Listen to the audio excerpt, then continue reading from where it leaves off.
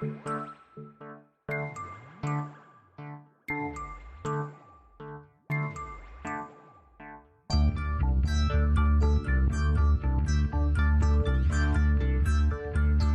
is Continuum Drag, a weekly podcast where we watch sci-fi, fantasy, and everything in between.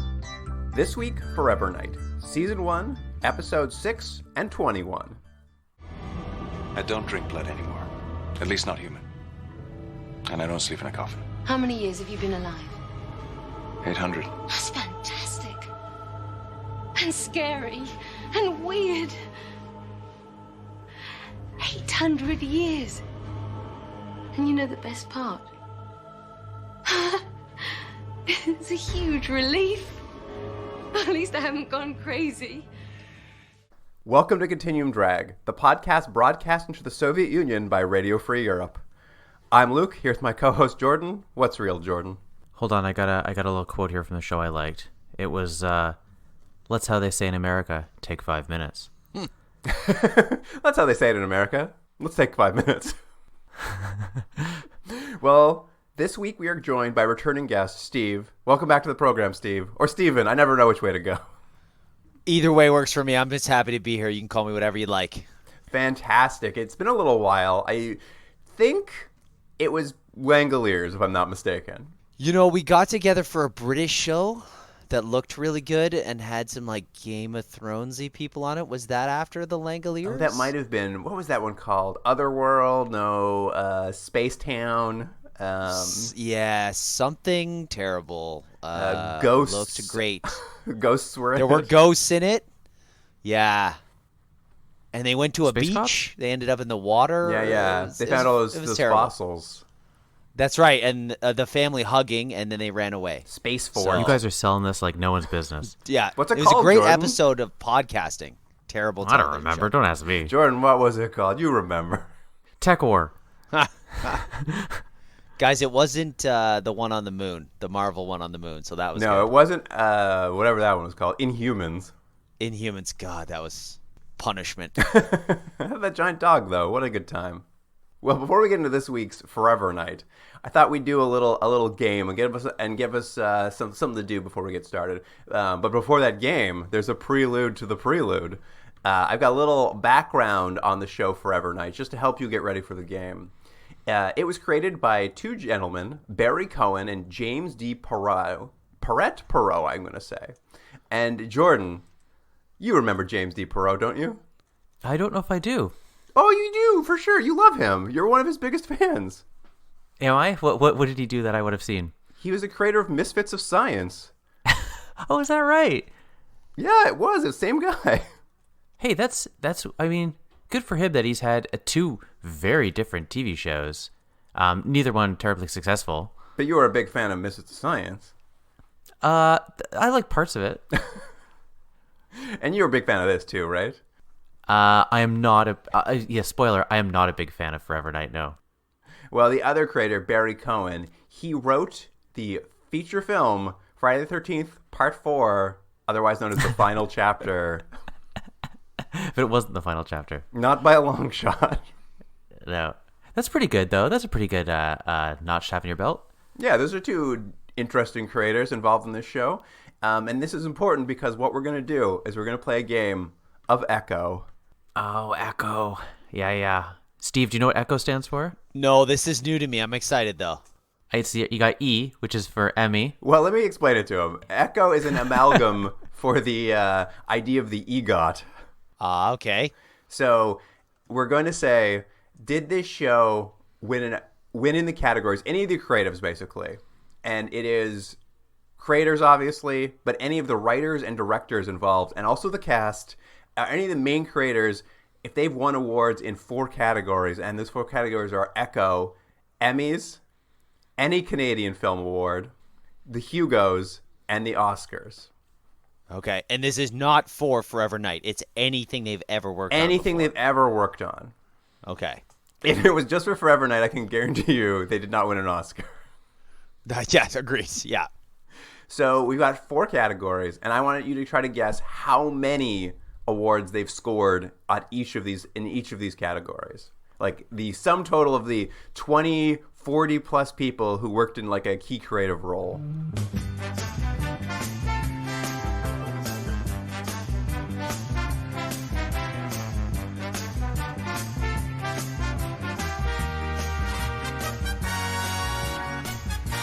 First up, the Emmys. What do you think? How many Emmys do you think the creatives behind this have won? Are we guaranteed a number above 0? Is it a quantity or no? It could be 0. It could be 0. Oh shit. I'm gonna say 3. 3. Writers, directors. 3 seasons of Forever Night. All seasons are included. All seasons are included. That's like 20 plus episodes a season. Look, this was a glory. Like the early '90s were fantastic for television. So yeah, let's go. I'll go 5. I'll go up on Jordan. 5 Emmys. Well, Jordan's correct. It was 3 Emmys. Wow. Hey, pretty good start. Next category, any Canadian award. Okay, so I know that Forever Night won one thing. It was nominated for 14 things and only won 1. So if the creatives won 3 Emmys, Canadian Television Awards probably gave them 5 times as many. So I'm gonna say less than 5 times. I'm gonna say 10. 10 Canadian awards. I'm gonna say 1. 1 Canadian award for the entire creative team behind. Yeah. Jordan, you're bad at this. It's 47. 47. Holy moly. 47 Canadian awards. Basic Price is Right rules means that Yeah. I was closer without going over. So I'm going to take that one for me. Jordan, we've discussed this before, that if you have made something in Canada, if you wait long enough, you get an award. So you should have That's really true. been higher than that. That's true. That's true. You guys have awards, right? Don't you have Canadian Podcasting Awards? You've been on long enough. Steve. No. But we assume if we keep going, eventually we'll get one. Right. You're holding out I will hope. say one of the Canadian Screen Awards was just a Lifetime Achievement Award. So, and Steve, you're correct. They've only ever won one Forever Night Canadian Screen Award. Do you know which award that was and who won it? No, is it like sound design? I saw a lot of sound design nominations. It was not. It has one win, a Gemini, for Best Supporting Actor, Nigel Bennett, the Vampire LaCroix. Canadian John Delancey. That's a good description. Canadian John Delancey. Absolutely. If this was made in the States, it would have been John Delancey for sure. But now that guy's from Lex, right? He's just from everything Canadian, I think. Okay. All right. I remember seeing him in Lex. That was a show I never watched but knew that it was on television. So, All right, let's move on. How many Hugos do you think the creative team behind this has won? I'm going to say 2. I'm gonna say 3 just to be different, but I don't know what to think anymore after my last guess. Well, it's had 2 nominations, but no wins, my friends. Oh, wow. Okay. 0. And finally, Oscars. How many Oscars do you think the creative team behind this has won? 1. I say 0. It is 0. No one on this was anywhere near an Oscar-winning film. So no Oscars, but 47 Canadian awards. 47 Canadian awards. Jordan, it had 3 seasons. You know these people got awards. You're right. I should have guessed better. They had awards for things like such Canadian classics as Snakes and Ladders, Human Cargo, John A., Birth of a Country, Trudeau. John A., Birth of a Country. Good one. All your favorite That Canadians. still might be shown in Canadian schools. John A. Birth of a Country. He's on the $5 bill, isn't he? It probably holds up, right? It probably isn't problematic. Is Laurier in the $5 bill? Oh, it's Laurier. Absolutely. Thank you. I haven't seen money in a long time. I just to return. I've been furiously looking it up. It was Outcasts, the BBC show that we watched. Oh, thank you. Outcast. You're right. Yeah. Now it Could makes not sense. get Yeah, there was a there. lot of British ghosts. Yeah, looked so awesome. So disappointing. It definitely had the budget, but maybe not the idea. Mm-hmm. Well, are you guys ready to get in Forever Night? Yeah, let's do it. Fired up. Here's the IMDb summary for Season 1, Episode 6, Dying to Know You. While investigating the kidnapping of 2 Toronto socialites, Nick finds himself working with a psychic who he fears will discover his dark secret. I have lots of questions, guys, just so that for the record. Not only were these my first 2 kind of episodes watching for the podcast, I was aware of Forever Night's existence, but never, ever watched it. I was like too young. It was on too late. It's very steamy. I should not have been watching it at the age that I was when it came out. And I have some background information if you haven't covered that yet. I was super, super intrigued. But my first question is the flashback kind of take on this show, was that present in episode 1 and 2? Was it a lot of like intercutting and flashbacks and things like that? Absolutely. That is, I think, the part of the structure of the show. Okay. Very interesting take. I can see why they won all those Canadian Screen Awards. I'm gonna counter with, I don't think it's an interesting take. I think it's detrimental to the show. I would argue. You didn't like the intercutting between the woman in the bathtub and the murder and Well, that's a little bit kidnapping? different. That's a good beginning to this, because this one's slightly different in terms of the intercutting of this, as Luke is saying, these two, I guess, wealthy ladies. We're going to learn they're a mother and a daughter, out shopping, and intercutting. Where are they shopping, Jordan? I don't know where were they shopping? That was Bloor and was it Bloor and Osgood? I thought it might have been Bloor and Bay Street. Bloor and Bay. I thought it was just like one block over, but yeah, it's definitely along that strip of Bloor. Yeah, definitely in the sure. Bay Street area. Yeah, brutalist architecture, for sure, kicking around. No streetcars came by, so I wasn't sure. Yeah, this was very fun for that. Anyone who grew up in Toronto will get a kick out of being like, oh, you can't take that street to that street. That limo drove for 4 hours and they cut it into a 10-second montage. It was uptown, it was downtown, it was on the lakeshore. It was great. But as Steve alluded to, what we had is these ladies shopping and going into their limo, and what's intercut with it is, it's not explained yet, but we're going to see just a woman. It looks like she's just getting ready. I think she's getting ready to have a bath is what it is. But it explains later who she is. But I like that this really doesn't, there's no reason she's having a bath. It's just like, wouldn't that be sexy? No, there's a reason. She was just doing those aerobics. Okay, sure. We saw her doing great 80s aerobics. Yeah, but there's no reason for her doing aerobics. It's not like it tells you anything about her or what she does. Well, we know she's fit, Jordan. She's fit as hell. You're right. They filmed nude scenes for the German audience and release of this show. Are that you right? serious? There's a nude version of the show? 100% there was nudity shot for this show for the German television release of it that was edited out of Canadian and American television. So much so that there's a full frontal like shot in the opening credits. It's one of those like hide a naked lady behind a thing when he flips open his badge, and it covers like her shame, as they used to say in the early 90s. It's ridiculous. I couldn't believe it. I'm like, this is the steamiest show we've watched. And I was on a Man and Machine episode. Do you know, did Nick do a full frontal? Because I'm very interested. I'd be in for it because he's a handsome guy, actually. And the ladies just love this guy. I think he's using his vampire powers. Spoiler, he's a vampire. The audience knows that, right? You've told them in Yeah. the first 2 episodes? Okay. No, we kept that from them. And Luke got angry at me because I didn't know it was called glamour. He's glamoring them. Oh, he's glamoring them? Okay. That's He is that's ready the to power. tell, like, he's ready to glamour and tell women his secret at the drop of a hat, which I He doesn't love. mind. He doesn't mind letting No. people know. Well, there's a good chance they will die. So, like, There is a very good chance. 50-50 even. yep. Well, Jordan, as you're saying, these two wealthy socialites are out in the town. They're going shopping. They're getting makeovers. They're having a great time. And when they leave their very surly driver in his limousine, another man, also dressed as a limo driver, walks up and like knocks on his window, and he rolls it down. That man jams a needle into his throat, murdering him, and says, "You're fired." Yeah. Yeah. I knew we were off to a good start. That guy had a catchphrase ready to go. I think this is our best cold open, though, isn't it? Like, finishing right there. I think that's the best the show could do. Do you think this is the best one we've ever seen, or just for Forever Night? For Forever Night. Oh, I think for any show ever. Oh, okay. Well, there you go. Sliding scale. Right? Woman in the bath and the "you're fired" line.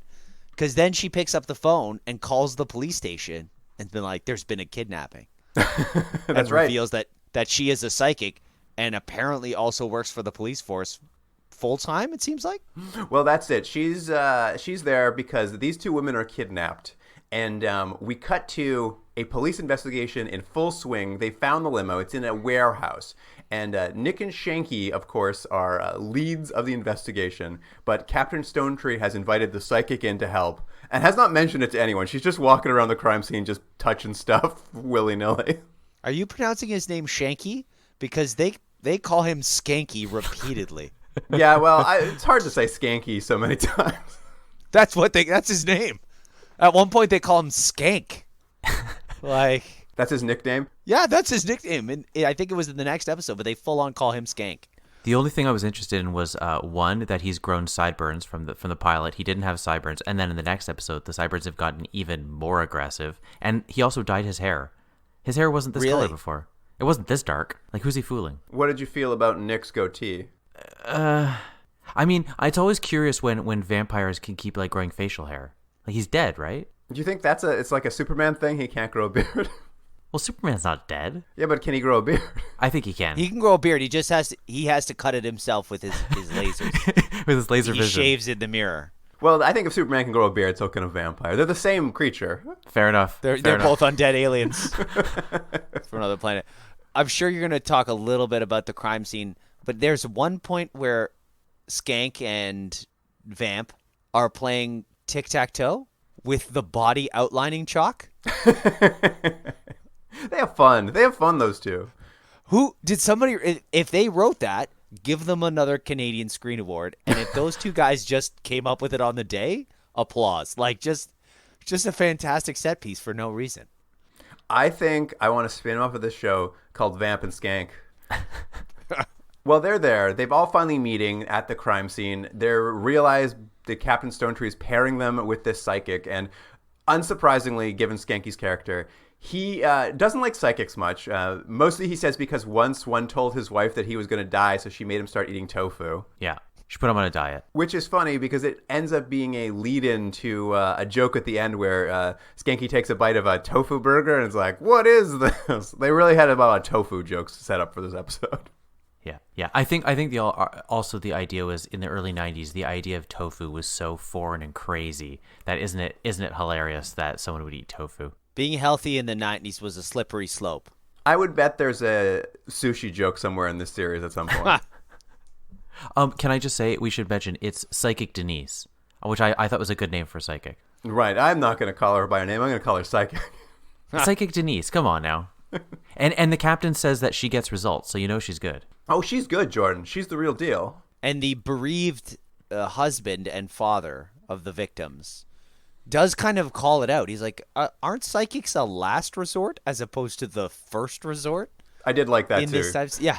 And they're like, no. Trust us. The Canadian police force goes immediately to psychics. Have you met our two detectives, Nick and Skanky? Terrible detective. One's a vamp and the other one doesn't understand eating healthy. Well, the crime of the week, of course, is their kidnapped rich mother and daughter are part of the Hedges family. And Hedges, the patriarch of it, he's a wealthy philanthropist who runs a charity called Human Touch. And everyone considers him a saint. He's the best man who's ever lived, to the point that no one has any issue that he also just is filthy, filthy rich. I believe the psychic at some point argues it's like, why can't a man who helps people be the wealthiest person you've ever met? Why doesn't he deserve that? It was kind of what was weird about this show was there were so many scenes of this superfluous conversation. Like, that's halfway through the show and Vamp is talking to the psychic and they're having this diatribe about whether or not a philanthropist should be rich, standing outside of his mansion for far too long having this conversation. It's really funny because they really need us to think he's, I guess they don't need us to think this, but the whole plot is he's above reproach, so he couldn't be involved. That's the big twist they're going to try to build to. And I don't think it was crazy in 1990, but I'm just as soon as you see a really rich guy who's famous for doing nice things, you absolutely know that man did something horrible. Yeah. Well, I think even obviously we're not ruining anything at this point, but even structurally for this show, everyone assumed right away that he was the killer or he was involved in some way, right? I mean, I might be radicalized, but I just assumed as soon as they introduced a billionaire, I was just well, he did it. Yeah, I gave it to the first scene. I was still on the fence about whether or not he was involved, but by scene 2, where he was kind of butting heads with the police officers, I was like, okay, yeah, clearly you're you're involved. Although his Mel Gibson style ransom video, where he declared, "Give me back my family," I quite enjoyed. Well, they're not onto him to begin with. They're onto the limo driver. He's the initial suspect, but of course the psychic proves her worth by having a vision of the driver being dead inside of a very cramped space, which leads them to find him stuffed into an air vent. And mostly I think this is there to let us know it's like, this psychic, she's legit. Right. But there's some issues that they're having, which I think are funny that right away you see there's problems because she's as you say, Luke, she's a legit psychic. So she's able to solve the crime or at least see things, but it's being interfered with because she keeps seeing these weird glimpses of other things. And what we know, obviously, as an audience is it's Nick's backstory and it's things he has done from the past, these sort of like, crimes or whatever it would be. So it's interfering. But I like that he even seems to know that right off the bat when she starts mentioning these things. He's like, oh, that sounds like my story. And he's like, let's just keep it going. Like there's no effort on his part to disassociate it all and sort of let her kind of do her thing while he's, I don't know, God forbid, does some police work. Yeah, he's either intentionally messing with her or the worst detective of all time. Because she's like, I see a full moon and a shape flying through the sky, and a big blonde guy with sharp teeth. And he's just like, he just keeps standing right beside her while she's trying to pick up other ESP. It's like, maybe just leave the room or put a towel over your head or do something to like, block the waves, hold some tinfoil up, do something. What I liked is that her initial psychic flashes, which is very convenient for us, Jordan, seeing as we've only watched 2 other episodes of the show, they were all from the pilot. So I was like, oh, I know what these are. I know what all these scenes are.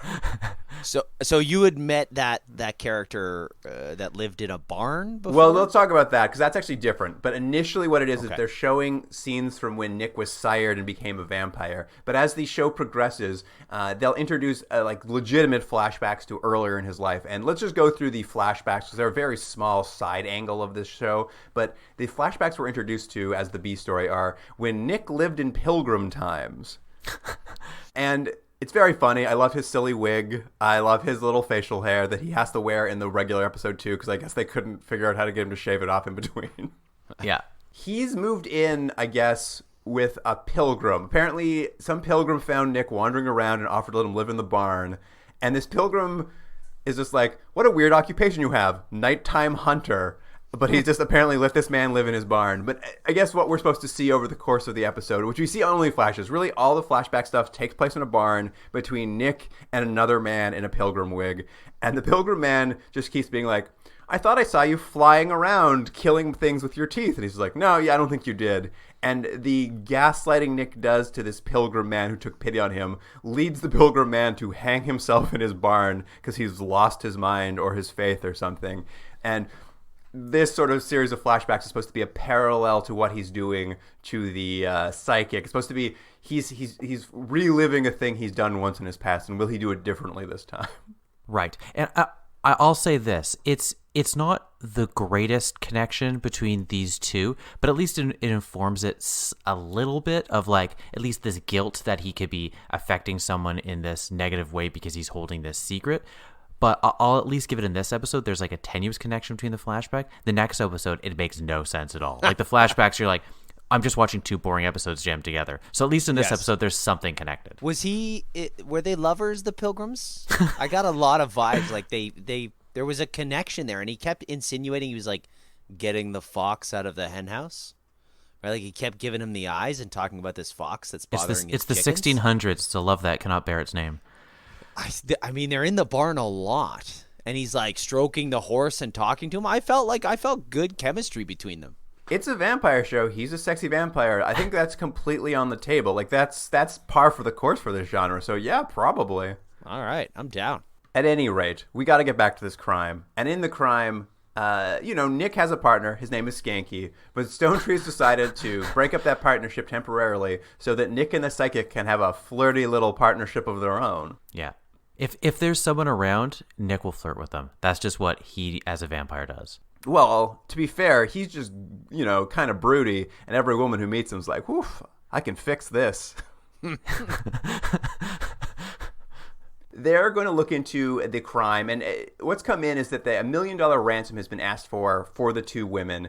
And they head over to Hedges' mansion just to check it out. And while she's there, she is interfered with by Nick's past killings. But for the most part, she does pick up that there's some domestic squabbles happening in the house. So they get a sense maybe not everything is as it seems. And Hedges, he doesn't have a lot of money, apparently liquid. Even though he lives in this house, he's only able to put together $500,000 on short notice. So they're waiting for the kidnappers to call so they can set up a place to like at least attempt to drop off the first amount of money. But as they're waiting, a call comes in. Skanky lets them know the wife has been found murdered. So one of the hostages is already dead. Yeah, and he doesn't use the word murdered. He's like, yeah, we found the wife. Her throat's been slit, and then they cut to it. Like this was harsh for Canadian television in the early 90s. Well, to be fair, it wasn't on Canadian television, so It never was on. It was just filmed here? it was just filmed. This is a CBS program. Wow. Okay.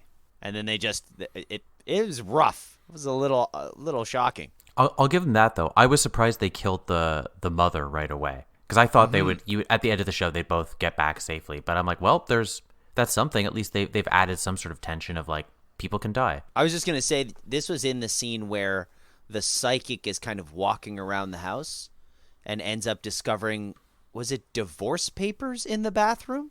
I'm not sure it's divorce papers. She's just having flashes. I think she was having a lot of flashes of like domestic squabbles. Oh no, she definitely picked up papers like with letterhead on them in the bathroom. Interesting. Now they didn't show a toilet or anything because they got to keep it classy, but there was clearly a bar and maroon colored towels and a series of papers that she picked up.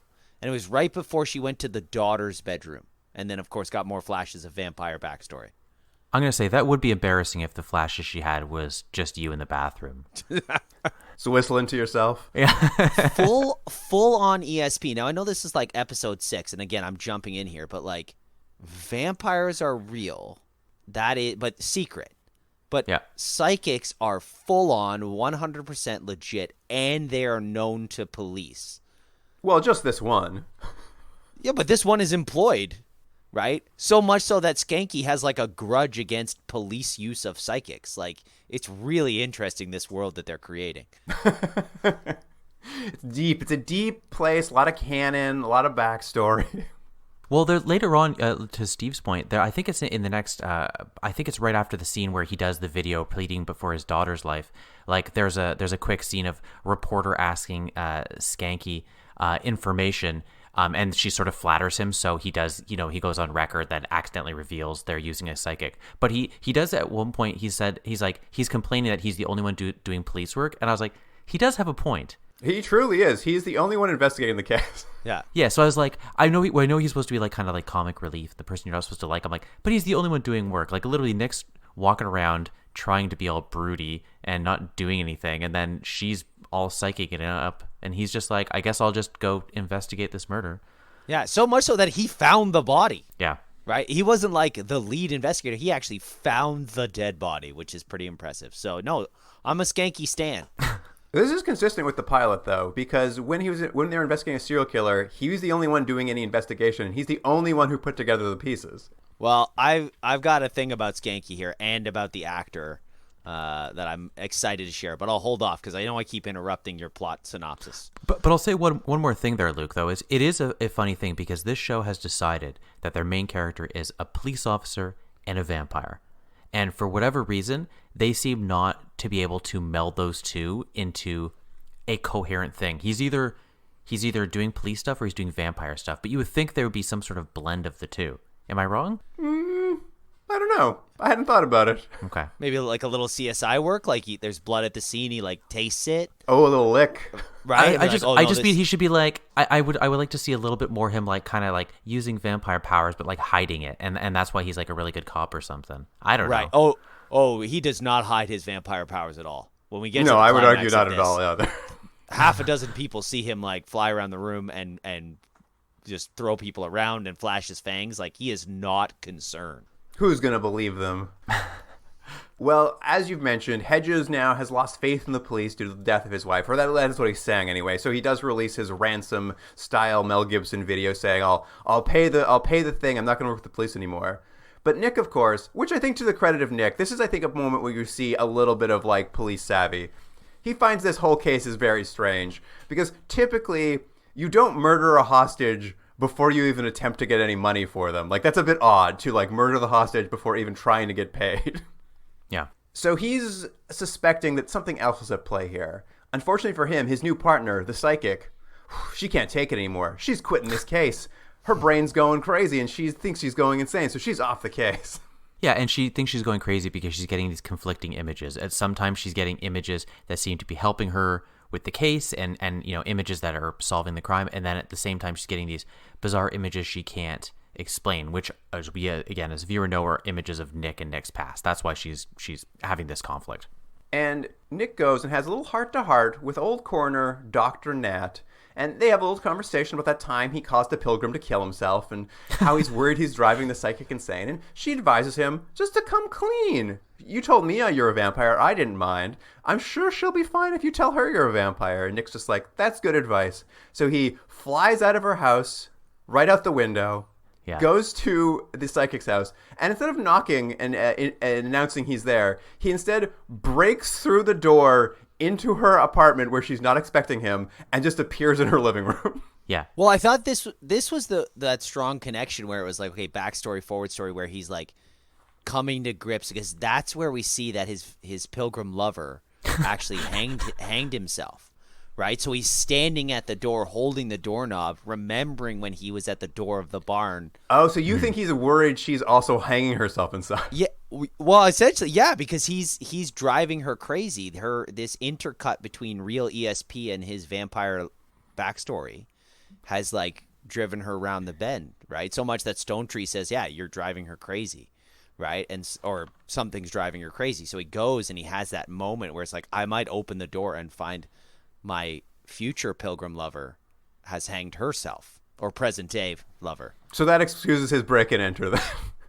Well, he's a police officer, so I think the problem is I think Steve's actually right, because they do these scenes right after another. So I think you were supposed to have that feeling of, oh, he's so worried, and so he's not going to make the same mistake. He's just going to barge through. It's the way it's filmed, and it's just the kind of disjointed feeling of this show that you're right, Luke. It's sort of just like, why is he breaking into a thing? But you just have to kind of remember, oh, it's the feeling that he had that you watching it don't really get very much because it's not very good. But I think it's supposed to be justified that he's so worried. You just don't ever actually see that. It's just like implied. yeah. It might have worked better if when he busted in, she wasn't like on her couch drinking a glass of wine nonchalantly. It's so funny too, because I'm like, this is a hard way to start like a heart-to-heart with somebody. Like, I'm here to come clean with you, so I broke into your home. But she's good with it. She's just like, oh, I'm relieved that I'm not crazy. Sounds good to me. Well, he just vampire mind tricks her, right? He's just like, no, I didn't break in. You let me in. Look how handsome I am. Well, he shows her his full vampire face, and she's like, oh, that explains it. What I like is the lighting changes when he reveals it. Like his teeth suck out all the ambient light from the room and his eyes glow. And it's just like, well, that's ridiculous. The important thing is she wants back on the case. Yeah, that's right. It's all that's required. She just needed to know she wasn't going crazy. So we're back. The case is back on. He's got his partner. And the only thing she asks him for, a little prelude to what's to come, is a quick little flight if he can fly. Will you fly me around like Lois Lane? What I love is she asks him, like, can you fly? And he shoots her this like wry little smile. And he's like, I'll show you later. But the two of them head off to Hedge's house to meet Skanky, where the investigation continues. And when they arrive, it's a very grim scene at the house, because the psychic arrives, Skanky's just like, makes a crack about her being a psychic again, and she's like, your wife is cheating on you, I've seen it in my visions.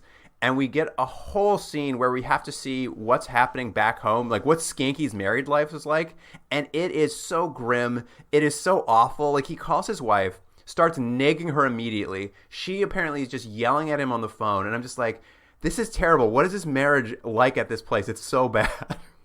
Yeah, this is the longest chunk of notes that I have. Like, the darkest turn. And it felt like, she walks by him and says, oh, your wife was out, or your wife's not home tonight, right? And he's like, oh no, she's out bowling, right? And I thought that was going to be it. Like it was a one-liner as they walk into the house, a little bit of a walk and talk and a joke.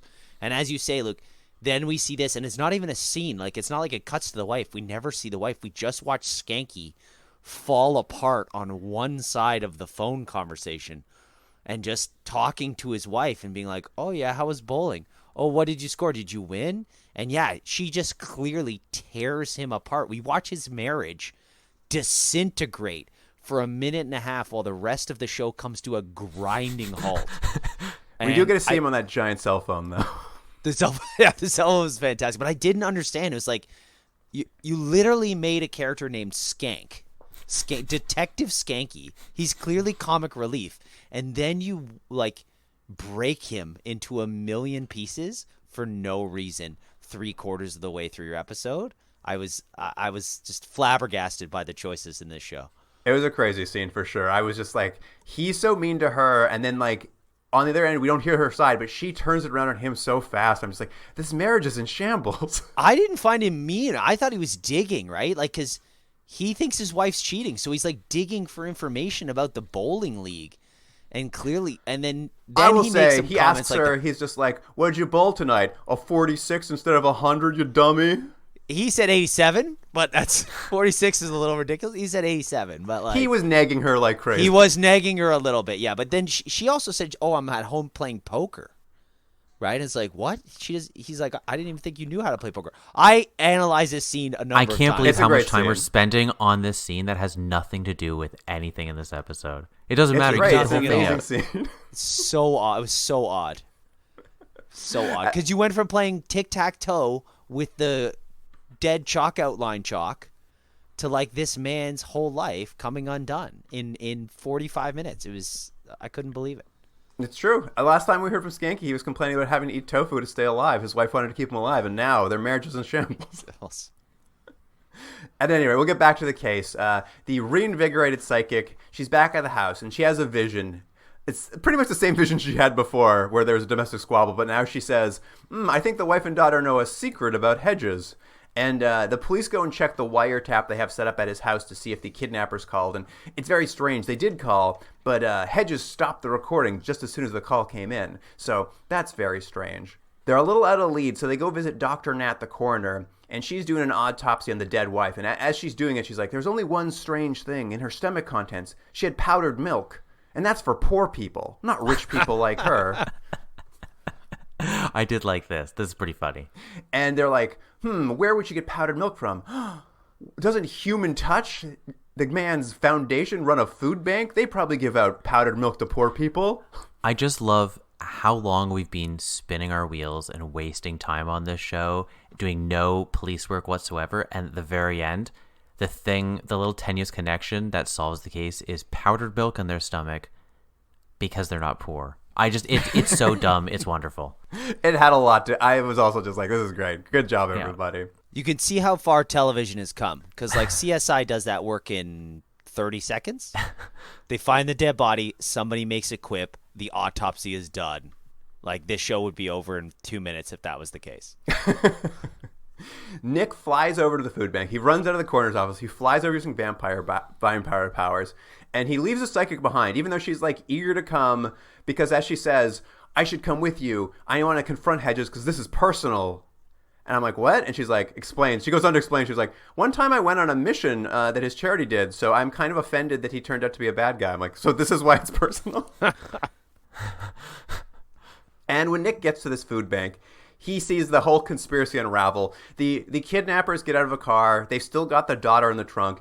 And they just like out loud discuss everything that's happened. So it's very convenient for us, the audience, to get caught up. But Hedges, in fact, hired them. They're hitmen. He wanted them to kill his wife and daughter because his wife and daughter had discovered that he'd been stealing from his charities in order to maintain their lifestyle.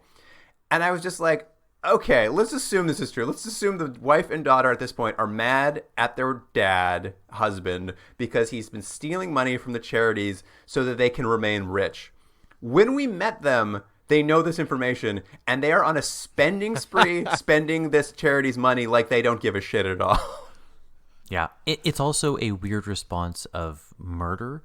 You know, it's like, even if like you were caught, like, but he doesn't, even if he doesn't want to go to jail or whatever, he doesn't that doesn't make you a murderer. Like, he doesn't. There hasn't. The only thing they imply is that like the marriage is having some trouble, but that's a long way from having trouble in your marriage to murdering your wife and daughter. That's what I would say. It's not the murder that's so crazy. It's that you just would jump to murdering your own family. Just like right to murdering your own family to cover up your crimes. Good thing for that powdered milk. I like that he's hired just the most untrustworthy assassins.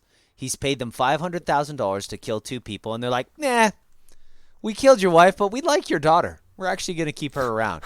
Now, they don't say it with that kind of charming lightness that I have. They really say, like, we like your daughter. And it's like, what are you implying there? And then they force him to shoot her. Yeah, that's the most insane part is these are terrible hitmen. He's hired them to kill his family, and they've killed the wife, but they're like, listen, give us our $500,000, and if you want your daughter dead, we're going to make you do it yourself. Here's a gun, shoot your own daughter. And I'm just like, you've hired the worst hitmen. There's no honor. But to be fair, he's happy. He takes that gun. He's like, all right, I'll blow her away. He like opens the trunk. He's going to shoot her, no problem. And it's at that moment the psychic I don't know how she got there so quickly, but she's also driven over after Nick left her behind. And she just confronts the man with a gun as if she can do something about it. Yeah, but it doesn't really matter because while she's doing it, Nick vampire attacks the 2 guys. Aerial attack styles. Yeah, he's been hiding, watching it all from the rafters, which I was wondering, I'm like, when is he going to intervene about this daughter getting shot? And I think he was going to let it happen. Well, he needed the evidence to actually put him away. That's when he was doing his cop work. That's true. He didn't have any evidence yet. But yes, he flies in. He vampire beats up some hitmen. He grabs Hedges like it's a WWE match, lifts him over his head, and then tosses him into some boards. But unfortunately, during the melee, the psychic is shot, and she's on the ground. She's dying, and Nick's like, I promised you earlier I'd fly you somewhere. So he picks her up and Supermans her out of there. And as they're flying through the night sky, she dies in his arms. Yeah, that was it. And so he killed another one. And it leads to, I think, my favorite part of the episode. I don't know if you'll agree, but it's a 2-minute sexy brooding scene set to an original song by singer-songwriter Laurie Yates titled The Night Calls My Name. And in it, he throws a ball against the wall in his apartment, bouncing it like he's in prison. And then there's a shot where he plays one-person chess. So he's playing a game of chess by himself. His shirt is open. His chest is bare. And he lays on the ground as the camera raises above him, and he like lays there all sexily. I'm like, oh, this is the greatest thing I've ever seen. Absolutely. And the entire plot is retold in voiceover. I loved it. My note was, is this episode short? Why is this still going? Yes. They could not get another person to buy commercial time and clearly needed to stretch it out 2 more minutes. This is a classic of this genre. You need a brooding scene where you're regretting something you did, but a sexy brooding scene where your shirt is open. And I was just like, they're delivering. They're giving us exactly what we want. But it's clearly bullshit because he let her die. For sure. Like, he could have flown her to any hospital. There are a number of hospitals all over the city of Toronto. And he regretted telling her that he was a vampire. And so he let her get shot and then let her bleed out. No, it was a different time. They wouldn't take psychics in the hospital. Second-class citizens. Like, oh, no, you have to go across the street. We don't serve you here. I was really obsessed with this original song, The Night Calls My Name, and I was looking into it. There are 2 Forever Night albums full of original music from this show. So we have a lot more original music to look forward to. Did anybody win a Grammy? That's what I want to know. Oh, that's a good question. I don't appear to be any Grammys that I saw, but I could be wrong. I'll have to go back and check out those soundtracks. Maybe they won. Maybe they swept the Grammys. Or I guess a Juno would be the appropriate Canadian alternative. Hey, I got a quick question. The title of this episode is "Dying to Know You." Does that work? Is that Yeah, she wanted to know who he was, and she died for him. And so did his pilgrim lover, right? He wanted the truth. He wanted the honesty from him. And yeah, all right, it works. Everybody is dying to know the vampire, dying to know Nick. Now, I thought this 2 minutes of him brooding, I assume this was the end of the episode. We're getting this sweet scene where he sexually broods over the death of this woman. But somehow there is still another scene left. It cuts, and we get a weird denouement to the thing where they give some exposition about how Hedges was arrested for embezzling, I guess in addition to the murder. And then they do this comic bit where Skanky eats a protein shake and a tofu burger. And I was just like, what a weird way to end this episode with this little gag about Skanky hating tofu.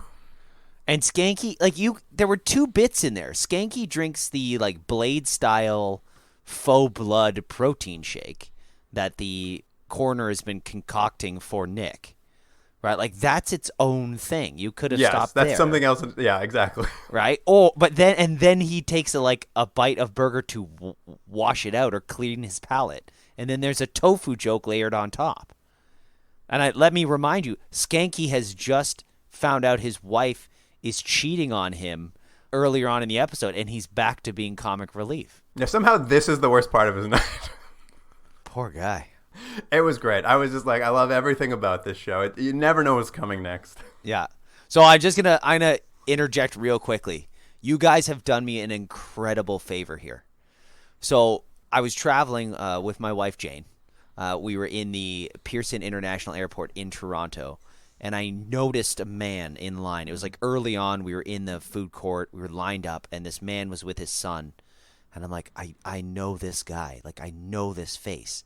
And I promised myself I would never talk to a celebrity unless I knew their name. Like, I knew some stuff. Like, I wanted to go in knowing who they were. And I'm like, well, I'm never going to have this opportunity again. I don't leave my neighborhood. I got to talk to this guy. And I say to him, excuse me, sir. I'm sorry to bother you. But you're a famous actor. Like, I've seen you on things. Would you, can you tell me who you are? No. And he's like, yes, I'm Brad Pitt. And he had a chuckle at my expense, and he walked away. And since it's been at least a decade, I've been looking for this guy. I'm like, I know he's in early 90s stuff. Is he in the X-Files? I watched the X-Files. He wasn't in it. I'm like, is he in Star Trek? He wasn't in Star Trek. Finally, I found him in Forever Night. John Capillos, who plays Skanky, was the man that I met in the airport a decade ago that I have been looking for, and I just it's ended a chapter of my life so succinctly and so well. So I want to thank both of you for bringing me John Capillos and solving this mystery. And he was the man that I met in the airport. Imagine how much better that interaction would have been if you had walked up and said, I love Forever Night. I bet he would get it all the time, but I was too young. I was too young to know that he was Skanky.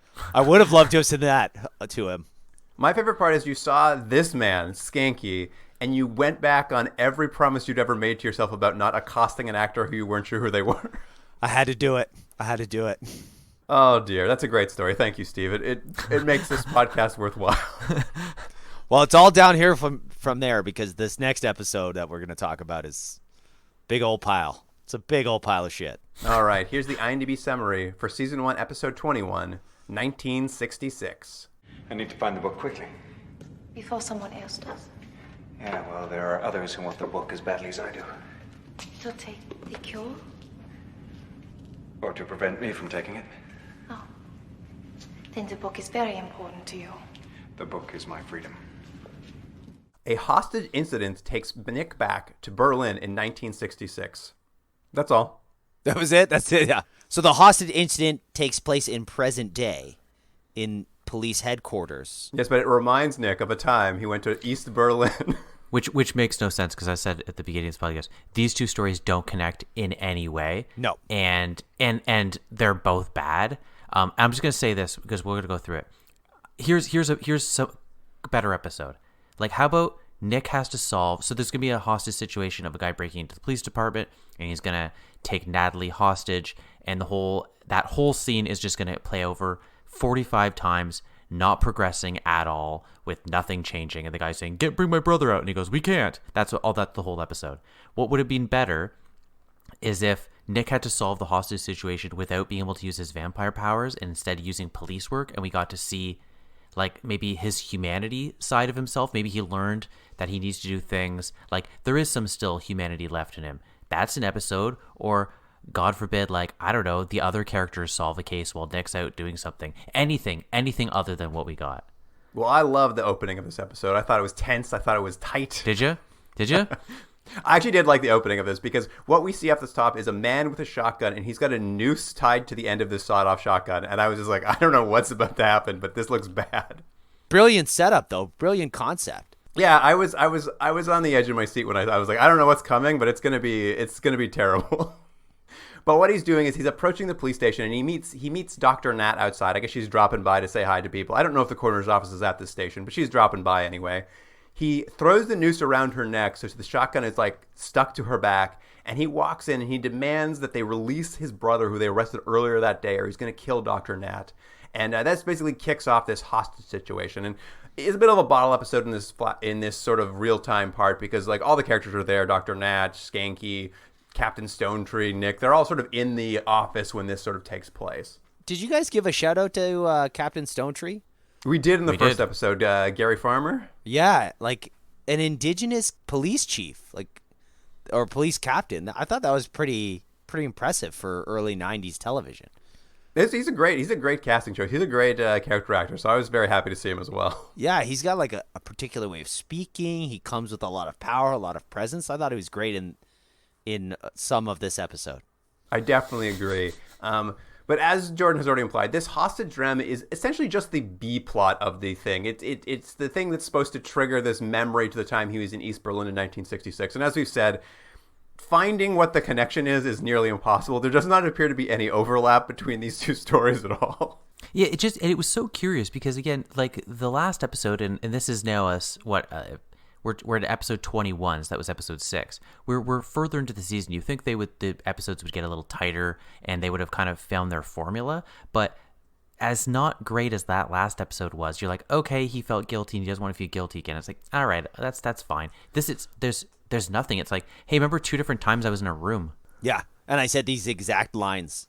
Like, I think you were onto something, Jordan, with like him learning something about the value of human life. Right? If maybe in 1966 he had sacrificed and lied to the people to get what he wanted, and in 1991 he learned that was not the way to go, that he needed to empathize with people or put other people above his own wants and needs. Like, that would have been interesting. Well, it's because there should be inbuilt tension of a hostage situation.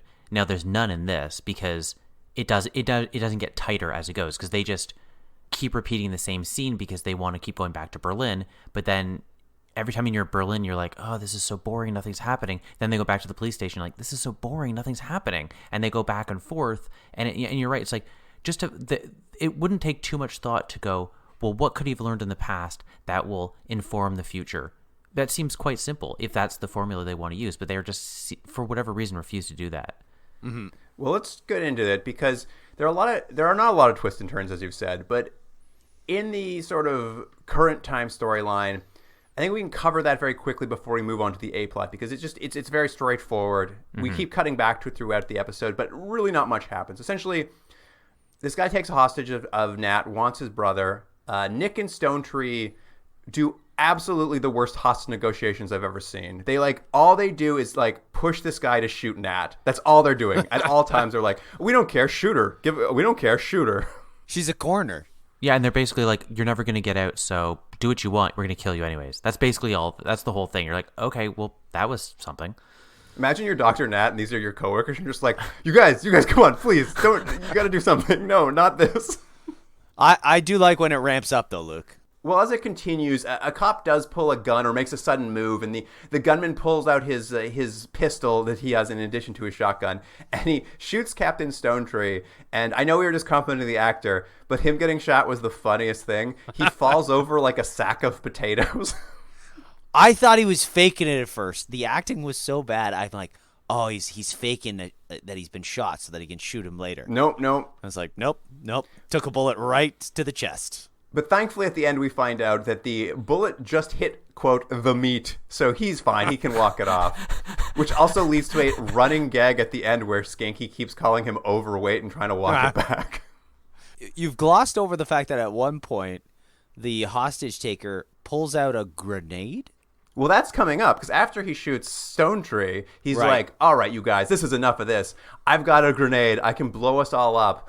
And the hostage taker then does the only negotiating in the episode where he says, can you please empty the precinct of all these police officers and civilians so there's a little less people in here? And Nick's like, fine, we'll give in to this demand. We'll let all these people go. and in return, I'll take your brother out of confinement. And as soon as everyone in the police station has left, Nick says, like, just kidding, I lied. I'm not taking your brother out. Blow her up. I don't care. I'm just like, these guys are the worst. Like, he literally, like, Nick is perpetually pushing him to kill Nat. He's always asking her to do it. I was, like, because losing my Nat mind. knows that he's a vampire. She has to die. Look, you guys have a lot of international listeners, so they might think that Canada, being, you know, kind of connected and near the United States, is sort of like a crime-ridden, ice-covered cesspool where grenades are easily acquired. They're just hanging around everywhere. I haven't seen one yet. We do not have, like, we're not a gun-toting society, although there are hunters and fishers all over our great nation. Getting guns, especially handguns, are very difficult. Sawed-off shotguns, I would assume, even more difficult. Grenades, probably impossible. So the fact that this man pulls out a grenade and just holds it out in front of him and is like, I'm going to blow up everybody, is just out of left field. And after he's got this grenade out, like, he's pulled the pin, he's going to kill everybody. Nick double crosses him on the negotiation for no apparent reason. And then this hostage situation just keeps getting weirder, because after he does that, the hostage taker just lets Nat go. He just, like, lets her walk away from him. So Skanky has a clean shot to shoot him. Like, I don't know why he released his hostage for no apparent reason. Skanky shoots him. And obviously, as he's getting shot, he drops the live grenade, and Nick has to, like, leap forward and use his vampire strength to crush the grenade in his hands to prevent it from exploding. And so he's holding this, like, clearly crushed grenade, and you're like, well, how's it going to explain this away? Cut to, the boys in the lab said it was probably a dud. I'm like, okay, I guess problem solved. Oh, You know what's funny? I think both Steve and I didn't quite understand, because I thought the same thing. The way the prop looked, I thought it was that he had thrown, like, a rubber one, and they were like, oh, it was like a gag, but I guess that's what it was, Luke. He crushed it with his hand, because later when they said it was a dud, I was like, well, it's clearly a dud. Look at it. It looks like rubber. But I didn't realize it was just a bad prop. I missed that he had crushed it at all. So when they're like, it's a dud, I'm like, you just undercut all of the tension in this terrible episode by saying it was a dud the whole time. So No, I think it was a cover-up for his vampire powers. Okay. All right. Because then he'd have to kill everyone in the precinct if they found out. So he should have just let the thing explode, really. I mean, that pretty much covers the hostage drama. They killed the hostage taker. Nick stops the grenade from going off. I do want to note one thing before we move on from it, and I don't know if either of you paid attention to it, but right off the top of this, like, scene in the precinct, the kind of talking they're doing before the gunman walks in is that they've got a convenience store owner who's there. They brought him in with his family because he shot a guy who tried to rob him, and now they're there kind of taking statements from him. And right. This family will be in the background of all the scenes. This civilian family huddled up in a corner during the hostage taking. And when the hostage taker says, let's get everybody out of here, the entire family leaves with the exception of the shop owner. He, for no apparent reason, remains in the room. And then at the end, when the hostage taker, for no apparent reason, releases his hostage, Dr. Nat, the shop owner then, like, grabs her and covers her with his body.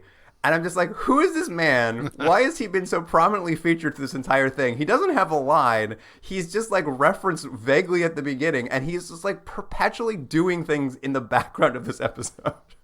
I didn't notice because I was perpetually looking for a noose the whole time to hang myself because of how bad this episode was. Oh, because you were Nick's pilgrim lover. That's right. That's right. I did zone out quite a bit. This episode was a slog. And I really hope that you, not a hope because I know you have to do it, but I wish we didn't have to talk about the other story.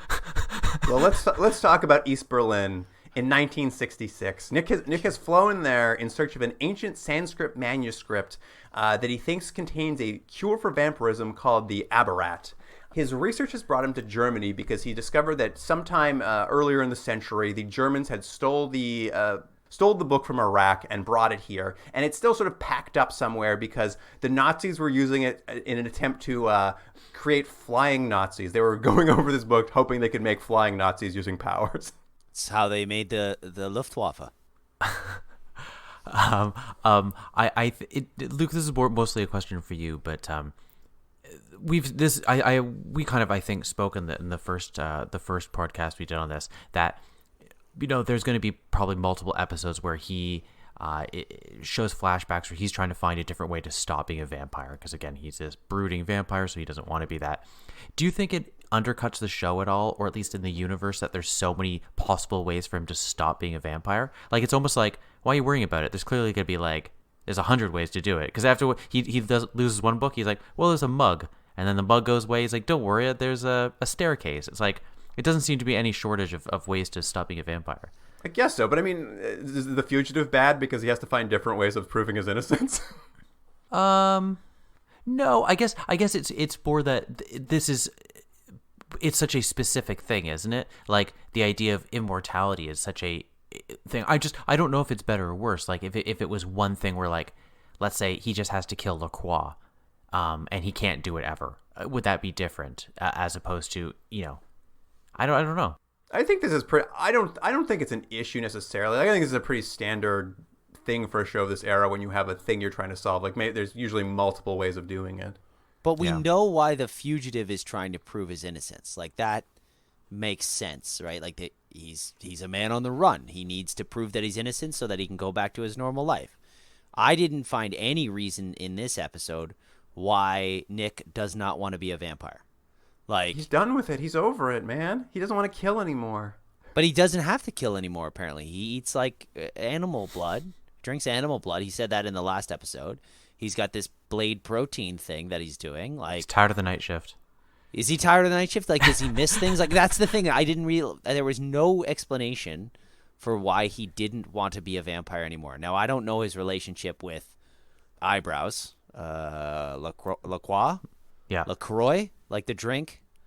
So maybe there's a weird thing going on there where he doesn't want to be a vampire anymore because of that. But, like, it didn't make any sense. It just seemed like another excuse for him to hit on a lady at a place of business, this time a library. I mean, I think this is pretty standard vampire fare. Is usually your hero is one who wants to stop being a vampire. Not my vampire heroes, thank you. At any rate, he has found this new book. He's off to try to get it in East Germany. And when he goes to the library, he meets the night custodian and his growing son and daughter. And they've been searching the library that their dad works at, hoping to find old plague catacombs that are buried underneath Berlin that they might be able to use to escape to West Germany. Now, Nick, of course, he's been alive a long time. He happened to be, I guess, in Germany when they built these catacombs, so he knows exactly where they're located. And so he basically offers an exchange. You help me find the book I need, and I'll get you out of communism.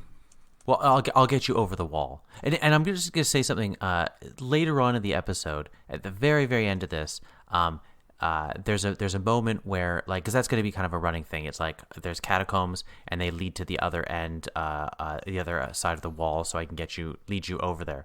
But then later on, he's flying someone, and I was like, why don't you just fly him over the wall? It seems very easy. You're already flying them. Yeah, but he doesn't want them to know he's a vampire. Yeah, but that guy's knocked out. He doesn't know what's happening anyway. He should just knock them all out. He tells him to sleep. He takes him to the catacombs. Just saying. Use your vampire powers. You want more vampire powers, is what you're saying. Yeah. Pick a lane, Nick. Pick a lane. Yeah, That's what we're asking for. Well, in true fashion to Forever Night, the adult daughter, why, she's the only one who can read Sanskrit, so Nick's going to need her to find the book. And also, he's going to need her to have some sexy time. You know, a little bit of flirting, a little bit of eyeball movement between the two of them, a little bit of kissing later on. Mm-hmm. And the son, he goes back to pack to leave. He's like, we're leaving tomorrow. They're going to find the book. It's going to be great. And as Steve mentioned, Nick's maker, the original vampire LaCroix, he's followed Nick to Berlin. And as we know from the pilot, he'll do nothing if not stop Nick from becoming human again for some reason. Well, I think that I think he even explicitly says whether it's it makes a lot of sense or not. But he's sort of insulted that this gift he has given him, that he doesn't want it anymore. That's true. He's just like, don't return this gift. It's a good gift. Yeah. There's some downsides. And LaCroix's doing this by reporting the family and Nick to the, I guess, communist secret police, I guess is who he's reporting them to, this family on the run. And there's not a lot with LaCroix. It doesn't really make a lot of sense why he's here. But man, oh man, does this guy chew a piece of scenery. There's a great scene where he's talking to the secret police. He's like, yeah, find him, but I get Nick. I don't care what you do with the family, but I get Nick. And the secret police are like, oh yeah, how are you going to stop us? Why don't we just take you and interrogate you? And LaCroix leans forward. He's like, I'd love to see you try.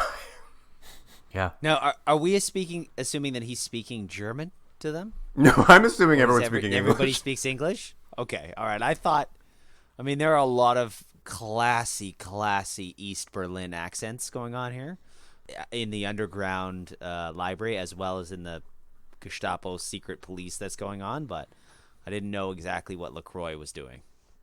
No, I think he's got his own special accent. Okay. Of course, the son of the family is captured and tortured, and he won't give up any information. But the police are able to determine his dad works at this library, so they head over there. They're going to raid the library, and Nick is forced to use his vampire powers to help the father and daughter escape and get them to the catacombs. But of course, he also has to go save the son. So we get a weird scene where he flies over. I don't know how he knows which cop car the son's in, but he saves the son of a cop car. As you said, he glamours him so he falls asleep, and then he flies them so they all meet up at the catacombs so they can escape together. Yeah. Again, though, fly him to the end of the catacombs, and they're like, where's my brother? You're like, don't worry. He'll be there when you make them at the end. I'll prove that I'm a good guy because you're going to see him at the end of the tunnel. You just think Nick's methods are a little sloppy. You'd like to see him, streamline a bit more. Yeah, that's right. Nick races them out of the catacombs. He fights a couple of police that are in there. He collapses the catacombs behind them, so I guess the police die inside of the catacombs. I'm not really sure what his intention was there.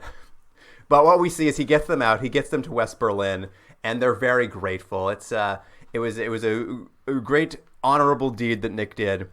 And then Nick flies back to East Berlin because he still doesn't have that book. I was like, I assumed he wasn't going to go back. I assumed he assumed it was lost. But he flies back to East Berlin, and when he gets to the library, LaCroix has set the library on fire, but he's waited for Nick to come back. He's holding the Aberrat. He's like, you wanted this? Well, I'm burning it. And he just throws it into the fire in front of Nick, and Nick's lost another way to become a human again. Yeah. And that's where the two stories line up, right? Because he dives for the Aberrat, and he doesn't catch it. But in present day, he dives for the grenade and does catch it. And that was the connective tissue. So what he learned in East Berlin was a better baseball catch. He's a little better at catching something. You know what he learned? To be a goddamn vampire, because he doesn't have to dive for things, he can fly. It's a terrible episode. But I would argue the best scene is this last scene where we go back to the present and he listens to the longest voicemail ever left, which just answers a lot of questions that the viewer had. Yeah, it's very funny. Put an original song underneath it. It could have been a 2-minute music video. It's very funny because he gets home. He's got a message on his answering machine after this hostage crisis. It's the German woman from his flashback. Apparently, he'd recently written them a letter, and they were grateful to receive it. And she gives him a family update. Turns out everything's great. Dad's still alive. Her brother's doing great. She has a son. He's turning 16. Named it after Nick. So there's another little Nick running around out there. I like what she goes, I named it after Nick, of course. I was like, I wouldn't say it's of course. Well, it's his son. So, yeah, of course. Oh, well, maybe that's what it is. For sure they boned. And she talks about how she's dedicated her life to getting her doctorate and attempting to find another copy of the Aberrat so that they can repay Nick for his kindness by turning him human. So there's a whole German family out there who's very aware of this vampire. Yeah, that's why he keeps close tabs on them to know what's going on. In case he needs to kill them at a drop of a hat. It's 25 years later, right? 1966 to 1991. Mm-hmm. We know it's 91 because they said the wall fell 2 years earlier. Yeah, that's right. The father was 105 years old in 1966. And 25 years later, he's still alive and kicking. Just a little bit unbelievable. That's the thing you found the most unbelievable these two episodes. Yeah. No, I'm down with psychics working for the Toronto police. I'm okay with that. I would love to live in a city where that was the case. Well, I mean, that wraps up this episode. Do you guys have any final things we didn't cover in either of these episodes before we move on to ratings? Oh, my God. No notes for this episode. And again, there was the new villain for me because he was new in my experience, but he just looks like a villain, LaCroix. So that was the thing that I was like, oh, okay, interesting here. We're getting a mythology episode. Yeah, he's in a lot of the episodes. I was disappointed we didn't get to see much of him either because he's the best part of some of these episodes. I think he really chews that scenery, but sadly, only a little glimpse of LaCroix this time. Mm-hmm. Well, You know how this works, Steve. Out of a possible 10 stars, how do you feel about Dying to Know You? Look, Dying to Know You has got a lot going for it with some extremely odd choices, and it lives in the great lineage of psychics joining police duos where one is all in and one is suspect. And we have seen some great episodes of television, the most notable being Clive Buckman's Final Repose from the X-Files, that had psychics being involved with Mulder and Scully. And I think this sits honorably. So out of 10 fangs, I had a good time with it. I'm going to give this 7 fangs. 7 fangs out of 10. 7 fangs out of 10. So it's like 3 vampires and then 1 with a tooth broken off. Correct. Cool, great.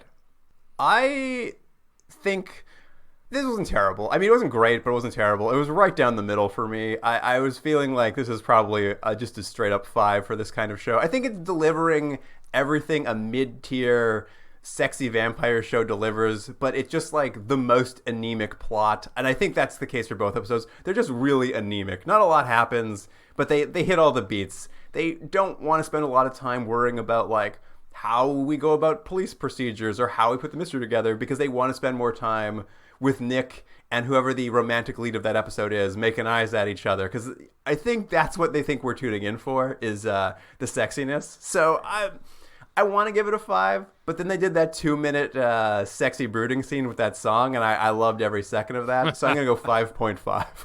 That only gets a half? It bumps it up a half. A half a fang. Oh, wow. Okay. I'm right in between you guys. I'm going to give it a 6 out of 10.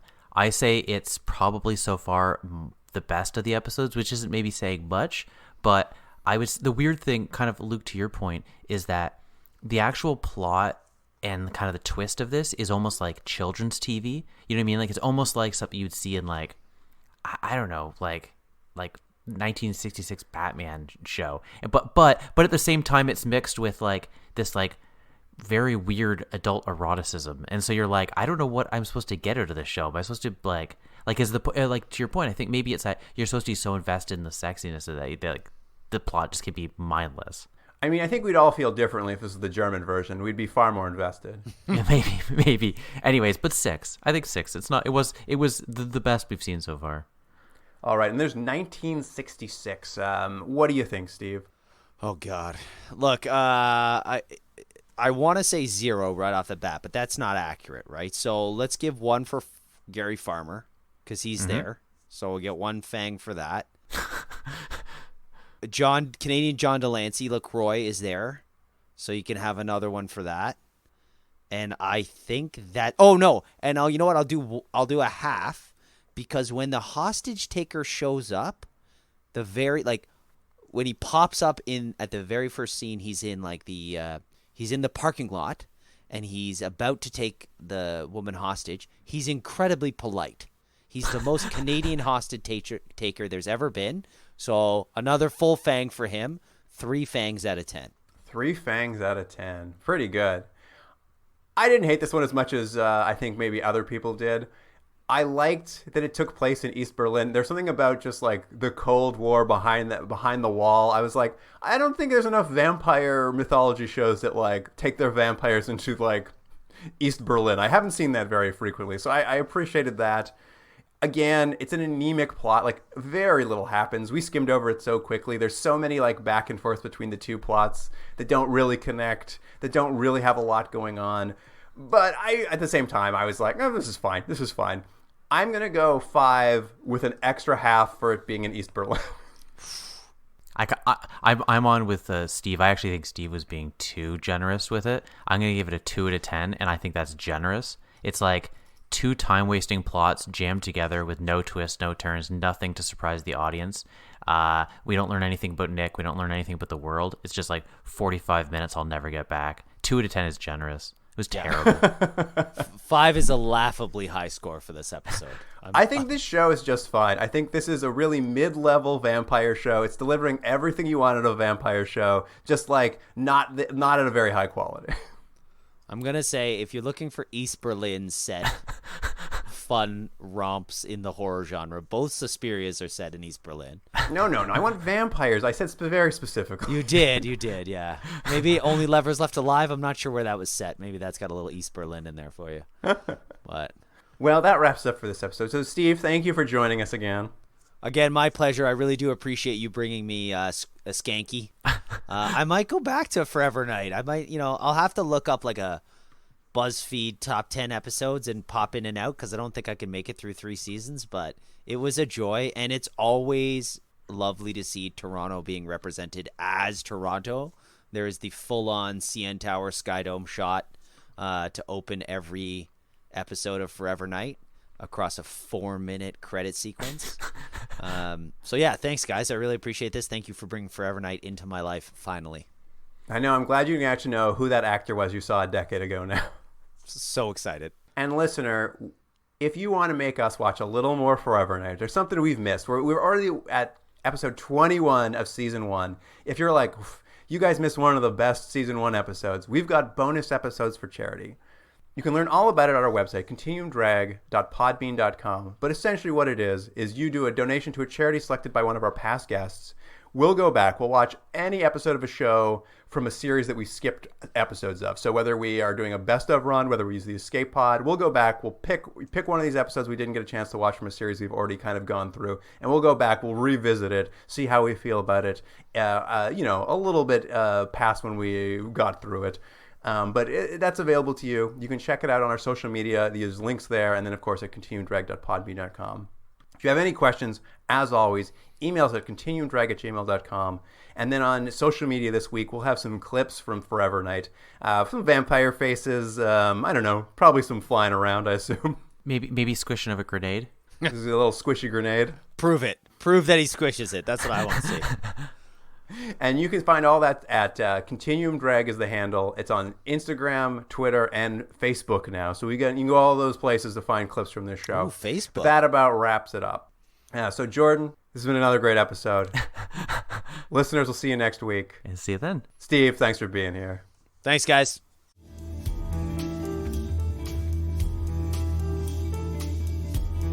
Continuum Drag is recorded in Toronto, Ontario, and Seoul, South Korea. Theme music by James Rick Seidler. Produced by Jordan Delick and Luke Black. Special thanks to Aaron Yunes.